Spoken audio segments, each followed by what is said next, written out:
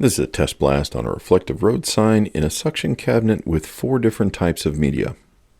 Starting with the top left, plastic 1216, top right, number 4 glass bead, bottom left, aluminum oxide 36 grit, bottom right, aluminum oxide 80 grit. All the blasting is being done at 80 psi.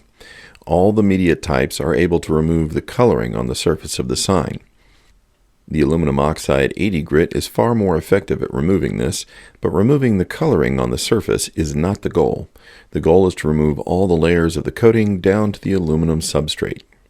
Anytime you're working with a sticker-like surface with heavy glue or rubberized component, suction blasting will struggle to remove it. Pressure blasting can move through those surfaces much quicker. In the middle, you see a test blast in the pressure cabinet with aluminum oxide 80 grit. Both suction and pressure are working to remove the material in the same way, as they are heating up the adhesive and then blasting away the material. Pressure is able to do this much faster. Let's speed things up so we can get to that with the suction blasting. While it looks like aluminum oxide 80 grit is working best, it is not best on the layer under the color. Plastic media is able to heat up the lower layer and removes the sign material more quickly than aluminum oxide. If this process was done in a suction cabinet, it would take too long to be productive.